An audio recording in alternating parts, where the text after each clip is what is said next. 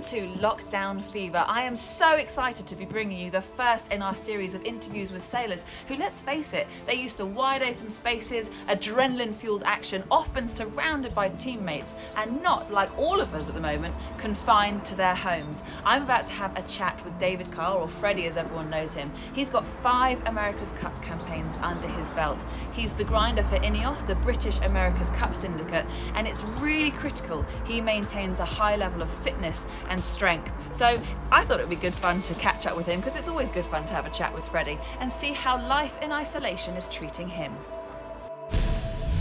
Freddie, come. You got me now. Yay! How are you?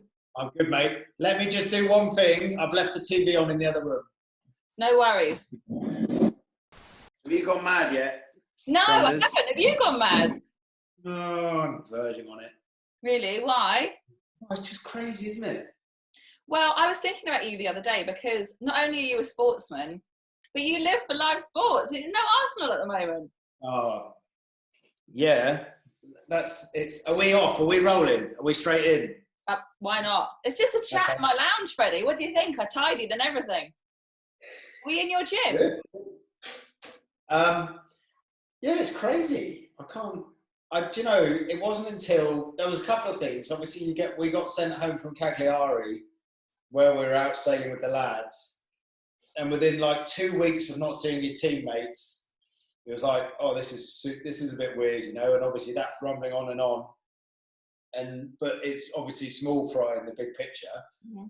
And then, as you said, like a sports nut like myself, love my sailing, love all sport. It's just crazy how much of my time that I used to watch sport for, and how much I used to love it, and it used to obviously reset me quite a lot, you know. I mean, I'm just watching the most weird things, watching old reruns of the Ashes from the 1980s. Oh, so you're watching sport to fill the void? Yeah, 100%. You know, I'm watching Esports. I gave Formula One Esports a go. I'm not really a Formula One man anyway. Couldn't really stick with that. I did watch INEOS cycle up at to Swift the other day. That was actually very cool, I thought. Was that when anyone could have done it? Were you not part of it? I did the group ride. I did the group ride with them before, and that was quite hilarious because it was just for kind of punters, like anyone could get involved. And I was like max heart rate trying to keep up with the pros, and they're just there typing away and chatting and talking about how nice it is to have everyone else. And I was like, I was on this thing behind me. I'm like, oh my goodness. This is and I was racing. There was a bunch of other lads from the team who were also doing the group ride. So I could see their little dots on the screen and see where I was. So obviously trying to beat them, as you do. But are you normally on the bike? Because haven't you adapted your Swift ever so slightly? Yeah, so you'd kind of think with everybody in lockdown it would be a good opportunity to put your feet up, have a cup of tea and chill out a bit. But with us at the moment with INEOS, we're using the opportunity to do like a massive volume block, because we're not sailing every day, because we're only doing team meetings via computers like we're doing now. You've got more free hours in the day than you normally would have. So, yeah, we're doing a huge volume block. And our head trainer, Ben Williams, is kind of played a bit of a trump card where every Sunday night he pings out a league table of basically hours completed of cardio training and different heart rate zones that everyone's in. And we're trying to hit sort of 15, 20, over 20 hours of CV training at the moment, which is pretty hard. You know, we're doing, if you have a couple of rest days on one rest day, and that's sort of 3 hours a day minimum. So trying to make that interesting is quite hard. So I've turned to Swift, which I've been doing for a while, and I obviously need to grind. So I've modified a watt bike into a grinding machine, and I go around Wattopia, as it's called, grinding with my arms, which is quite funny. And every so often you'll be like in a group race, and on Swift you can talk to each other. So people start like a bit of friendly banter, and I'm just thinking, oh God, if only you guys knew that I was using my arms and not my legs, then that would shut you up. But yeah, well, I mean, I signed up to Zwift in lockdown because, as you know, I love my fitness as well. But how would we go? Your arms, my legs? Oh, I don't know. I reckon. Well, I can hold. The other day, I weigh 100 kilos, and I held. I think I held 300 watts for an hour with my arms, so I was pretty happy with that. Oh my God! Yeah, you smashed me. I reckon I could hold one. That was a big day out, and I mean, I'm an old boy compared to some of the younger lads in the team. So some of the stuff that they're doing at the moment is actually quite mind blowing. You know, like the young Neil Hunters of the team, the guys who have got age on their side and enthusiasm. Obviously, I'm very enthusiastic, but they're more enthusiastic than me. Some of the numbers those lads are chucking out with their arms now is absolutely ridiculous. And to doff my cap to the old boy Chris Bruttle as well, where he hangs in there. It's good fun, super competitive, which is good because I think it's still, even though we're all training remotely, we still have our little league tables going on and trying to beat each other, get one over on each other. It's good fun. Yeah, and also, I mean, you've got that, but like, you know, you're used to being a team and on your own. So have you got anything in place to sort of build like your camaraderie and banter? Or is that just happening anyway because you're mates? Well, yeah, I mean, you're in a million WhatsApp groups, right? Everyone's in a million WhatsApp groups right now, and there's memes of everything. Is it memes or memes? I never really know. Memes? I say memes. Okay, let's go with memes. There's memes like, we have a meme dealer in our team, Ben Cornish, who every single meme that's ever been invented, he will send out to about 6 WhatsApp groups that you're in. And if you are not by your phone for probably 20 minutes, you'll come back and have 35 WhatsApps, all from Ben Cornish. Very keen on the memes. So that, you know, that's great. That keeps everyone ticking over. I run a pub quiz every Friday night. That's quite good fun. Nice. You know, Grunders, as I've known you for a good 20 years, I'm going to retire and be a landlord after all this sailing nonsense over. I'm going to open a pub called the Grinders Arms. Nice. And the last 3 or 4 weeks, I've been hosting my quiz evening in the Grinders Arms, which is great fun. So you're using this to launch your next career?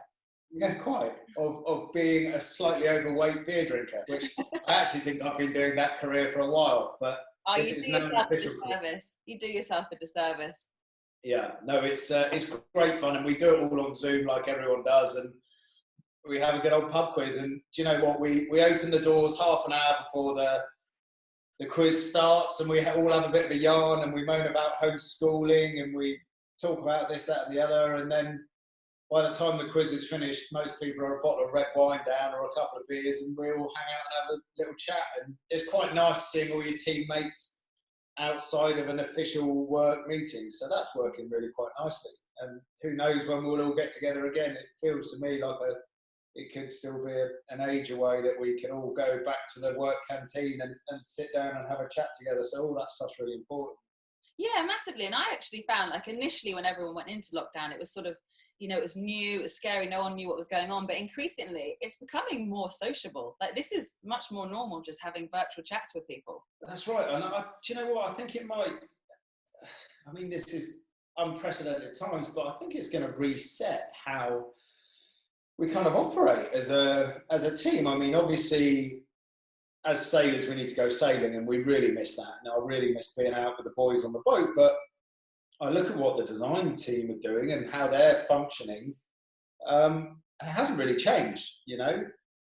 In fact, you could almost argue that they've got kind of more efficient with what they're doing, and the lines of communication are really good. And you just wonder, at the back of this coronavirus, I mean, I'm sure it's going to reset a lot of people mentally, and just how it might reset work culture, particularly within kind of sports teams, which is what I know. So it will be curious to see what happens with all that, I reckon.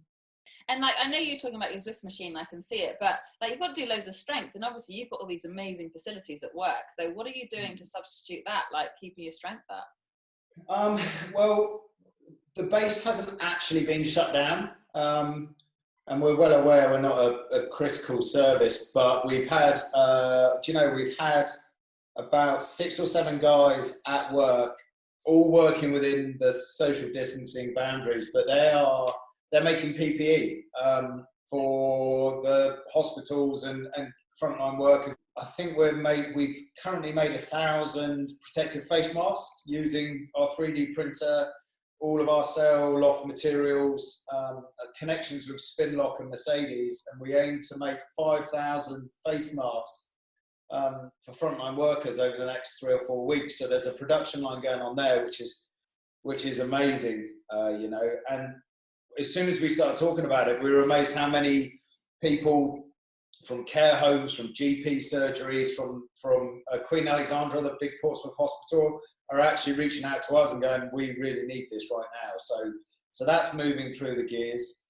And then in terms of weightlifting, if we live in the Portsmouth area, we have a 1 hour, I think it's 1 hour a day, although I don't go every day, where you go and train in isolation by yourself, and you clean the equipment as thoroughly as you've ever cleaned anything in your life, and you don't see anyone, but you do get the ability to go and do some strength training, which is nice, but a bit lonely, to be honest, rattling around in a big old gym by yourself. And there's no one else at work other than that. The guys doing the PPE and a few sailors will go through the gym. So it's a funny time to be in that big old grey building. Yeah, I bet. And I know you were saying before, when you're doing hours training, like, you don't exactly get to sit down and have a protein shake, do you? Because as soon as there's no space at home. You've got 2 young kids, and you know they're going to expect as much of your time as ever. So how are you sort of managing like homeschooling, keeping them entertained, and being shattered from all the training? Yeah, well, it's hard. So I get up early, and I try and get I'll try and get 2 hours out the way real early on. So I'll be grinding in the back garden at 6:30, and I'll be done by 8:30 to have breakfast with the kids.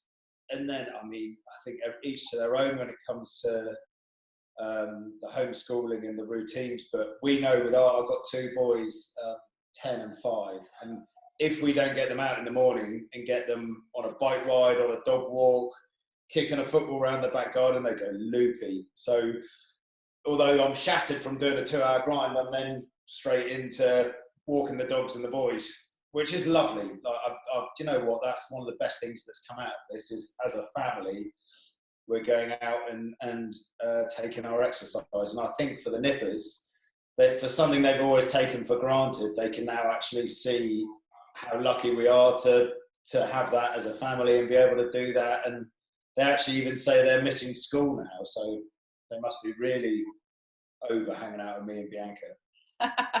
Yeah, that's saying something, isn't it? But Exactly. I totally agree. I've got 2 young ones as well, and they're really missing school. But you know, I'm learning loads. What have you learned about yourself so far in lockdown that you wouldn't have had, you know, had we not had the last month like we have?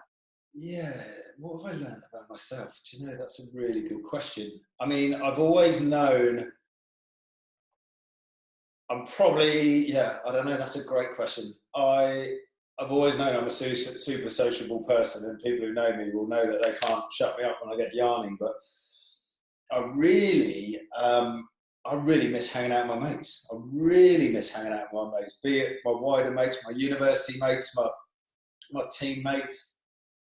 Even miss my mum and dad, you know. So that's really odd. And Zoom is great, and I couldn't even imagine what this would look like 30 years ago, before the internet. I couldn't even imagine, like, you'd be ringing house phones and all that kind of stuff, and it just, to have a face-to-face is really nice. So I've missed people more than I thought I would. And I've got to know, I've got to know the kids loads better. That sounds so stupid. No, I totally agree.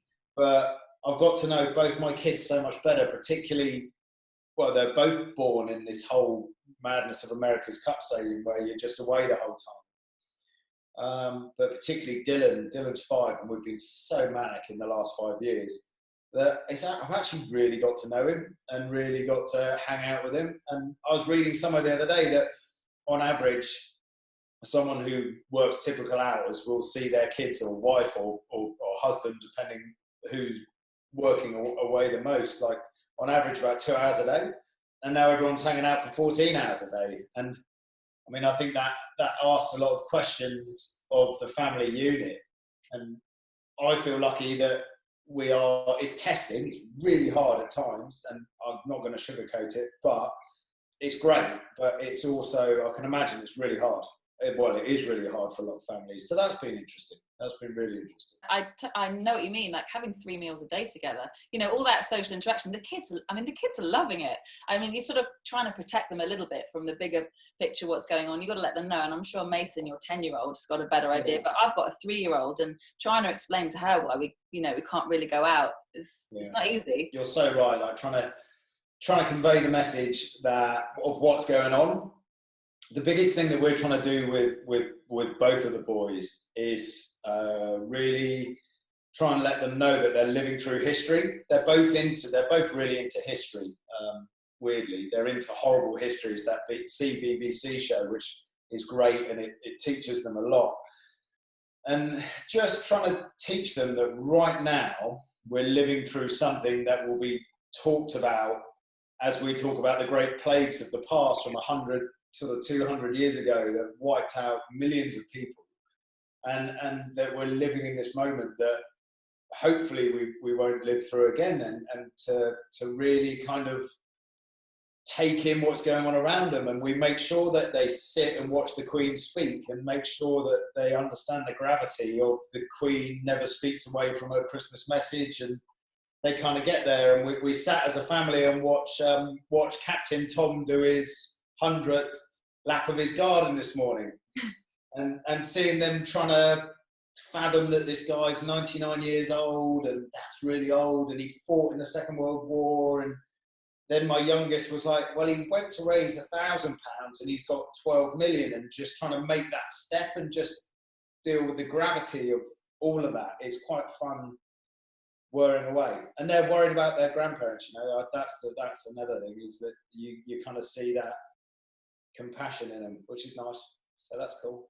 It's trying to sort of switch it to positives and make sure, even though we don't really know what's going to happen, that it's all going to be okay. And so what are you like doing with them? I know you're a big fan of DIY, Freddie. So you doing DIY around the house? Have you been painting any bedrooms? I'm not painting any bedrooms, mate. I mean, you know, before my 10-year-old was born, I went into full brooding mode, and I was like, right, I better paint his nursery.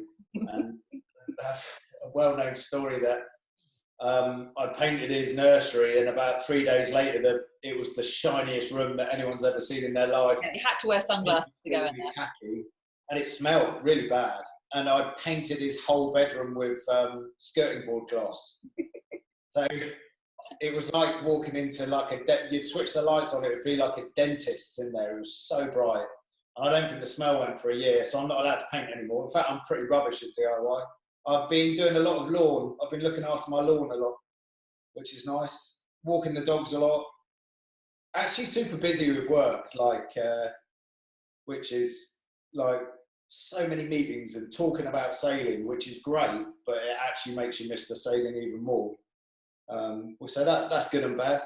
And then, fitting in 3-4 hours of training a day, which is good and bad as well. Yeah, that's the thing. You know, we talk about your fitness and your strength and everything, but actually what you live for, and the reason why you got into sailing, is because you like being out on the water. It's very different what we're doing. Yeah, 100%. I mean, I got everyone from my generation of sailing. Well, I think everyone who goes sailing because they love the sport and they love being on the ocean and the sea, and having that taken away is really hard. As it is for everyone with all hobbies, but none of us got into sailing to stand on a grinding machine for 4 hours a day. So I'll take it or leave it, that side of things. But just hugely missed. I mean, it sounds cheesy, just being out at sea. You know, you just miss that. And yeah, that's tricky. And then the whole competitive, the racing side of things, the working the boat up, working with the shore team and the designers, we're trying our very best to keep everything moving forwards. But yeah, it takes a lot more energy to keep it happening like this than it would be if we were all under one roof. Yeah, it's funny. It's just a massive change in identity, isn't it? This is everything that we're doing, you know, with work, with fitness, with health, with what you do for fun, it's just all gone, and trying to adapt and work your ways around it. So, and it's really interesting when you were saying before about, you know, what you're doing with your kids and making sure they're sort of really fully aware of everything that's going on. So it sounds like Freddie, like you're all over it, even though I know. No, we're not at all, actually. Like, we're not at all. Like, I think it's really interesting. Like, everyone lives this social media life, and you put your highlights up there, right? And I certainly do. And no one, unless someone's being very British and sarcastic, talking about what a rubbish day they've had, you very rarely see people go, "Oh God, this is hard," on Facebook or Instagram or whatever. And maybe they should. Maybe that's just people holding back a bit. But we're not all over it. It's really hard. Like, keeping a couple of little lads ticking over, and just worrying times, isn't it? You know, and I found, like, it's nice. I feel like I have to talk a lot with Bianca, and I sort of talk a lot about sort of what we think the state is. You can find it. I think I found myself very early on watching too much news. Like, it was really easy just to have BBC News on in the background, and just all this data and information is coming at you, which is good to a point. But then you also go on the social media side of things, and you get the news that isn't right, you know, like the fake news, as Trump would say, and that's dangerous, you know. And I found myself actually not going on Twitter at all, because the amount of burks on Twitter that will just be bloody horrible to people for no reason, I just don't see the point. So that's been quite interesting, just sort of managing where you get your information from, and what you choose to take as real, and what you choose to process or instantly digest, and trying to jump on some good news stories, you know, like Captain Tom marching around his garden. That's really captured our family, as it's quite a nice news story that's come out. Like I said, I'm really proud of what the team are doing in terms of their PPE. Stuff like, I don't know, I found inspiring how quickly they set up these Nightingale hospitals around the country. And it is crap, but there's so many things that you can look at and just go, oh, the fact that, I don't know, within 24 hours of them opening up the NHS volunteer service, they're 400,000 people, and they are only expecting 250, stuff like that. I'm just like, yes, that's what it's about, you know. But then you can't help but watch the news and see the NHS front line struggling and people losing their lives, and that's, I personally can only really digest so much of that before it gets a bit sort of dark in my head, and then I can't take it really. I have to put it to one side and try and be positive again. Yeah, I think that's super sensible, and we've been really very much the same here, because of course you've got the news headlines flashing up on your phone even when you haven't gone looking for it, and it's just, you know, it's just difficult news. So I totally agree, go looking for the good stuff. So, you know, what good stuff you found? I know obviously there's been the Apple keynote speech that you love.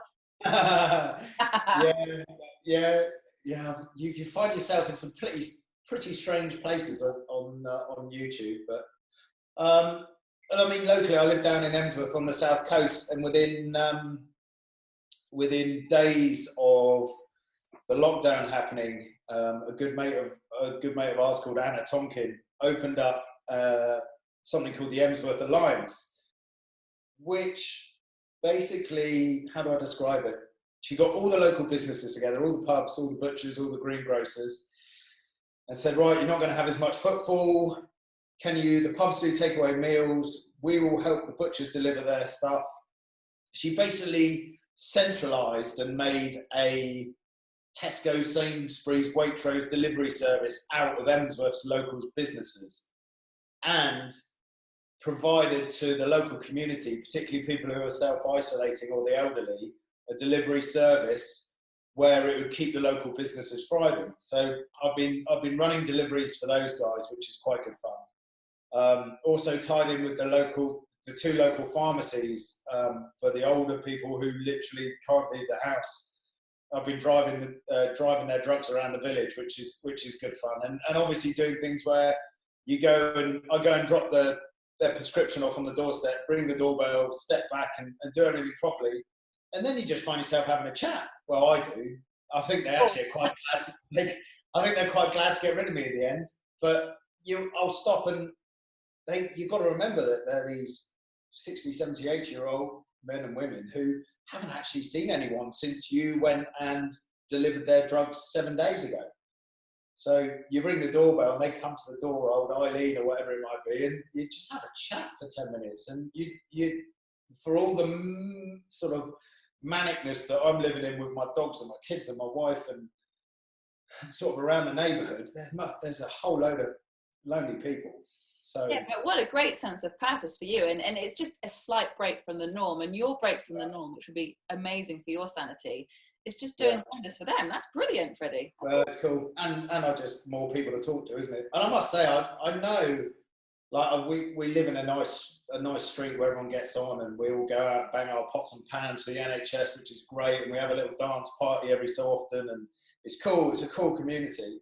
But I feel like that's one thing that, I mean, I remember growing up, and you remember growing up, where everyone would get out in the street and play and all of that. And I think over the last 3 decades, that's become less and less. We all, we've been setting up for self-isolation forever because you can do everything from home to the detriment of community.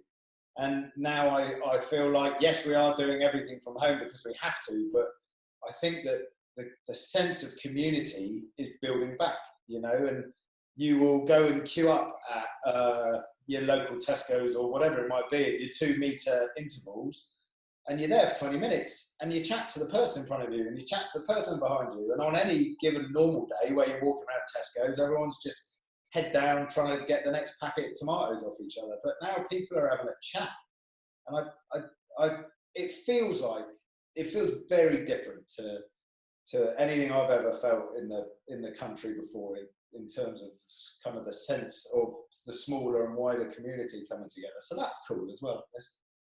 Yeah, it feels like people are being kinder. I know what you mean. When I brave the supermarket, I find it quite stressful. I'm shopping for a few people, and it's sort of, you've got to make sure you're doing everything you need. But I just feel like people are being kinder. Yeah. One weird thing is when we're out doing our hour of daily exercise as a family, the whole kind of stepping off a path to let someone through, I find like it's the right thing to do. I'm not knocking it, but I find that weird.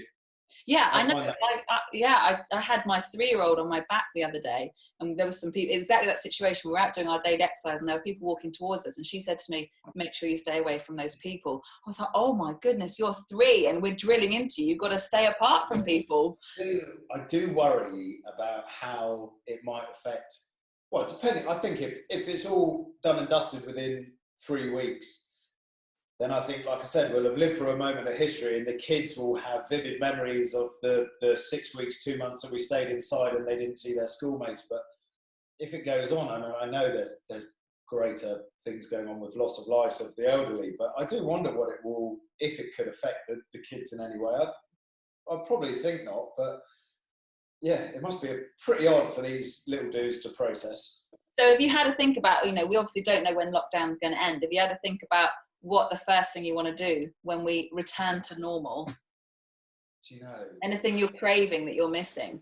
Oh, I do. Do you know what? There's a local pub up on the South Downs that we walk to as a family every Sunday, and I have been missing that for sure. I've been missing Hailing Island Sailing Club, particularly with the weather being nice. It's such a great place to go and hang out.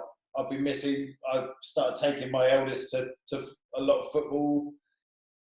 Been missing cricket, going up to Hampshire and watching all the cricket. I mean, hopefully, I cannot wait for, I think sport will restart behind closed doors, and if it's safe to do so, I think that will give the nation a big lift. But can you imagine, like, the first roar of the whistle to kick off the first football game in front of 40,000 people at Anfield when everyone's back together? And I think that will be absolutely phenomenal, that sense of the community coming back to get together and having got through these troubled times. So I reckon I'm looking forward to that the most, actually. Let's say the first kick-off in the first football game in front of a full stadium with everyone back together. And that kind of, what I love about football is when you're at a game and you're supporting whoever and your team scores and you just turn around and you randomly hug a stranger because you're both going bananas because your team scored a goal.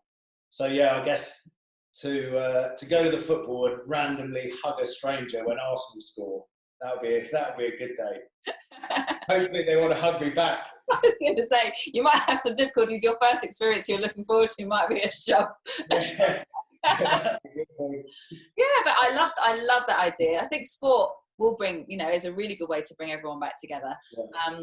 But in the meantime, I guess it's just important that we stay safe, and it sounds like everyone's well with you. And are you getting to watch your favourite movie match? Sister Act 2 Back in the Habit. I've watched it twice. It's actually on Sky Movies at the moment. Absolutely brilliant film, that. You got to. I think you find yourself digging into the classics, don't you, in lockdown? You find yourself. Track 2 is a classic, Freddie. Let's face it. The 2 is better than 1 by a mile. It's Whoopi Goldberg at her very best. Got a young Lauren Hill in there singing away. Absolutely timeless. When they locked that geezer in the cupboard with the massive sausage at the All-State Choir Championship. So emotional. It's really like, I think when people would see you grinding out of the boat, they'd associate that film with someone, super macho and not the sensitive soul that we all know and love, Freddie. That's right. Did it tough, me. Yeah. Oh, well, thank you so much. It's been lovely to have a catch up. It's just nice. It's nice to have a chat, isn't it? Really. That's what is really nice, to have a chat. And I think it's nice. I find myself quite randomly chatting to many people at the moment. Yeah. Mainly bachelors on their doorsteps. Mm. And when they're shutting the door, you sort of realise. Hey, I haven't told you about the America's Cup in 2007 yet. I'm only halfway through my life story. And they shut the door. I'm like, come back next week with more. We'll hear more. I'm like, guys, I've still got 3 hours of stories. I'm trying not to get back to the house. Can I please tell you, I'm only up to when I was 20. Oh, well, thank you. But I hope I'll keep following you on social media and hope everything's okay. And we'll catch up. It's hard though, isn't it? Because like social media, like I said, you do project your life highlights and it show off Burke and Instagram and all of this is like, this is what we're doing and this is fine. And I'm a glass half full guy. And more than ever, I mean, I post a lot of nonsense, but more than ever, I think you have to be super aware of what you put out. I certainly would never post anything related to coronavirus because there's so many armchair experts that's not for me to comment on, and I'll support everyone who has an expert opinion and all of that. But I think you've also got to be very aware that you can't be super, this is fine, stiff upper lip, we're being very British, it will all be fine, look at my funny joke. Because it's actually not. It's actually phenomenally sad what's going on. So, yeah, I think everyone has got to be very aware of what they're chucking out on social media and try and keep it sort of light-hearted and old sailing pictures, which I love coming out at the moment as well. But Jesus, like in the UK at the moment, 800 people are dying a day, and you come back to that, it's like, oh Christ. No, I know what you mean about what's happening on social media. It's like always being aware of the bigger picture and the massive thing that's going on, and then just for yourself, just thinking, well, what can I do? And that's just keep my safe haven at home for the family and keep sane, keep fit, and just be ready that when it does end, because it will, that we're sort of in an okay place to carry on back to as we were. Hopefully, everything crossed. Yeah. But it's been lovely to chat to you, Freddie. And love to the family. Quite philosophical in our old age, haven't we? Yeah, I know. I think that's, when you were talking about the young lads in the team, now you're the experienced one. You've got every right and say what you want. No one listens. In fact, you're the first person that's hung around long enough to listen to all my theories. Yeah, I know. I'm just so polite. Well, I look Did forward. Bianca get you to do? Did Sorry? Bianca get you to do this just so I could rant and she didn't have to listen to it? She said, "Look, I need about 45 minutes to myself. Yeah. I'll stick the Yeah, boys." she's reading her book now, actually. So that's I can see what's happened now. Yeah, She's isn't going anywhere. This is purely to give your wife a break. You're going to go back and chew her ear now. Yeah, right. Yeah. Oh well, it's so nice to see you, and we'll catch up soon. Good having a brew. Yes, that'd be great. Cheers. Hey, let's cycle up a mountain together. Yeah, I'll go on Swift with you. Will you be on your arms? Really? Oh man, Yeah. Tickets to the gun show. Tickets to I can't say tickets to the leg show. That wasn't going where I wanted it to go. Yeah, I'll cycle up a mountain with you. I'll be way behind, but I'll be there. All right. Nice All right, to mate. see you, Freddie. Good to see you. Bye-bye. Bye. Well, you heard it from the big man himself. He has challenged me to race up a mountain on Zwift with him. His arms versus my legs, so I better get in the pain cave and get training. But join me on Thursday on YouTube, where I have a chat with Chris Draper and we talk all things fitness, DIY, and what has dogs been eating? The dog ate the bottom out of the sofa. Catch you then.